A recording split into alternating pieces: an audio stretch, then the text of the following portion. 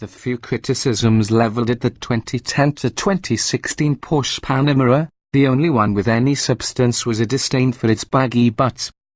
The original Ford or Porsche hatchback charged hard, scythed through curves, and swallowed highway miles whole, all while appearing to wear a loaded diaper. So it's easy to look at the 2017 Porsche Panamera and assume that this redesign focused on the cosmetic quirk that finally sets things right. With a lower roofline, a taller rear end, shapelier hips, and horizontal graphics that visually widen the car, the Panamera finally looks like the Ford or 911 that it aspires to be. Yet the bodywork is actually the sidebar to, well, pretty much everything else. Every bit as fresh as the car that appeared in 2009, this second-generation Panamera debuts a new architecture, transmission, and interior as well as a pair of engines that will spread across Porsche's non-sports car lineup and elsewhere within the Volkswagen Group. Hot car, Hot V. At launch, the hottest ticket is the $147,950 Panamera Turbo. Its 4.0-litre twin-turbo V8 can make up to 550 horsepower and 567 lb-ft of torque, or it can deactivate the valves and shut off fuel to 4 of its cylinders to reduce consumption. Despite basic similarities shared with the engine used in Audi's A8, S8, S7, and S6 and Bentley's Continental, Porsche considers this an all-new engine. It's the brand's first use of a Hot V design. The turbos live in the valley between the cylinder banks, which shortens the run for the exhaust gases between the cylinder heads and the turbines. Placing the turbos in the center of the engine makes better use of the high-energy pulses in the exhaust stream, improving response. The new plumbing also facilitates mounting the engine lower in the car, slightly lowering the car's center of gravity. Stomp the right pedal, and the Panamera Turbo lunges off the line with strong low-end pull. The A825 engine delivers acrobatic flexibility between its torque peak at 1,960 revolutions per minute and the 6,800 revolutions per minute fuel cutoff, always coming back from a throttle lulls with bent-up ferocity. It is far more animated, slightly gruffer, and, with the optional sport exhaust, louder than Audi's 4.0-litre V8. One step down the ladder, the $100,950 Panamera 4S replaces the previous model's 3.0-litre twin-turbo V6 with a 2.9-litre unit. This engine, also all new and code-named EA839, was developed by Audi and derived from the single-turbo 3.0-litre V6 that will power the upcoming Audi S4. Its atypical 90-degree cylinder bank angle, most V6s have a 60-degree layout, also accommodates a pair of turbochargers in the valley between the cylinders but requires a balance shaft to smooth out the vibrations. Our experience with the 4S was limited in time and distance, amounting to an anticlimactic slow lap in traffic around Tegernsee, the touristy German lake and town near the Austrian border. Does the boosted engine really not feel as full as the claimed 440 horsepower and 405 lb-ft of torque? Or was it merely the aggravation of not being able to uncork all that potential that left us wanting more? We'll have to wait for a second opportunity before rendering judgment. Initially, both engines will drive all four wheels. Rear-wheel drive is expected on a still-to-come base or GTS model through a new 8-speed dual-clutch automatic transmission, which Porsche calls PDK for short. The new gearbox internals are 6.1 inches shorter than those of the old 7-speed unit, but the housing length is unchanged to accommodate an electric motor for the inevitable hybrid versions. The last Panamera hybrid utilized a conventional automatic transmission. A successor to the plug-in hybrid is a certainty, and we've also been led to believe that the forthcoming Panamera Turbo S will be juiced with an electric motor. In both its sports cars and its four doors, Porsche's PDK gearboxes are the gold standard in automatic shifting, and this new transmission lives up to its predecessor with quick yet graceful gear changes. We did, however, experience one pulse-raising moment in the turbo when one of the clutches hesitated to fully engage during a left-hand turn from a stopper's oncoming traffic barreled toward us. A driver's car in a segment that prioritizes passengers. The 2017 Panamera's new MSP platform employs more aluminium in its unibody, although we don't expect a significant weight reduction. This architecture eventually will spawn long wheelbase and station wagon Panamera bodies, plus at least one Bentley two-door.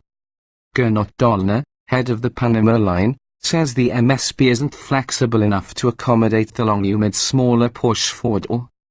Instead, he suggests that hole will be filled with the production car previewed by the electric Mission E concept. All four occupants sit closer to the ground in the new Panamera. That allows rear seat headroom to remain unchanged even as Porsche has dropped the roofline by as much as 0.8 inch. The new car also is 1.3 inches longer overall, with all but 0.2 of an inch used to stretch the wheelbase.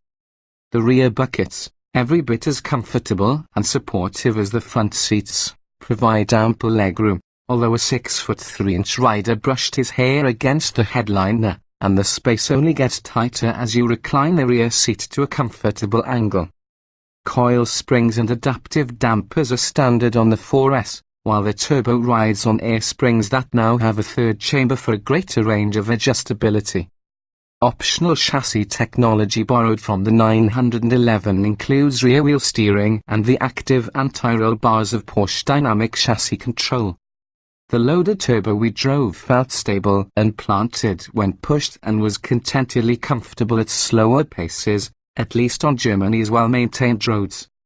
Cornering comes naturally, with minimal roll and relatively high grip from Pirelli P0 rubber on optional 21-inch wheels. There is room for improvement, though. The variable ratio steering feels too light on center, and the brake pedal is soft at the top of its travel. Still, the Panamera is far and away the driver's choice in a segment largely filled with squishy limos.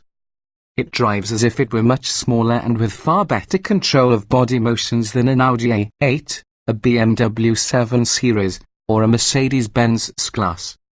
Smart tech dumb tech, those competitors may offer a superior rear seat experience, but the Panamera's cockpit is as fetching as the sheet metal and equipped for today, when tech and luxury are thought to be synonymous. The central analog tachometer is flanked by two 7.0-inch screens. These can be configured to ape the 5 round gauges in a traditional Porsche instrument panel, or you can opt to fill one side entirely with the navigation map. A 12.3-inch touchscreen with Apple CarPlay capability manages infotainment duties. The old Panamera's button-festooned center console has been usurped by a slightly less daunting number of touch-sensitive icons glowing through a glossy black slab. The controls for sport mode, the suspension setting, and stability control require a hard press and respond with a convincing click reminiscent of a physical button. Compared with the old arrangement, this system makes it harder to find your target by touch, but at least there's enough feedback to confirm you've pressed something. Strangely, though, the keys higher on the center console react to the lightest tap and don't deliver the same satisfying haptic feedback.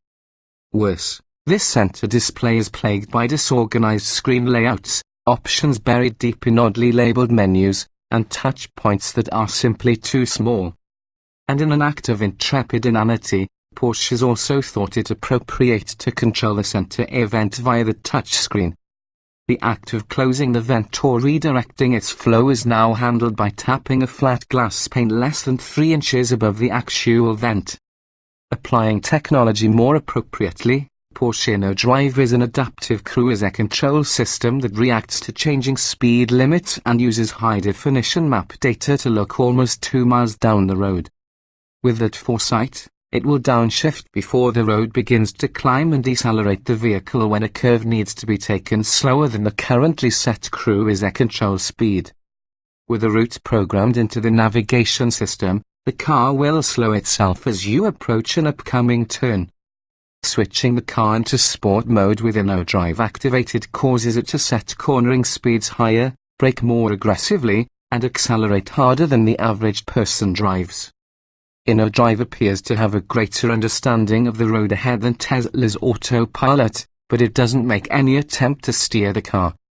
On Germany's Autobahn, it smoothed the schizophrenic speed limit changes with the gentle transitions of a human driver, yet when a dawdling Peugeot finally moved to the right in an unrestricted section, the Porsche accelerated forcefully, just as we would in a 550 horsepower Porsche, to the system's max of 130 miles per hour. Of course, that last part won't happen in the United States, and the Inner Drive won't be available when the first Panameras arrive here in January 2017.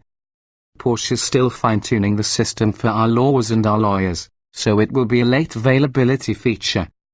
Porsche's second-generation Panamera is built around a set of newly developed hardware, but it all comes together in a package that drives similarly to the original. That's no bad thing, considering that the first Panamera ran at a swift pace with the utmost composure. That demeanor is as evident as ever, and the Panamera remains a distinctive proposition in a segment that otherwise follows a rigid formula. Even if every piece of tech isn't fully baked, Porsche's alternative solution remains the choice for drivers.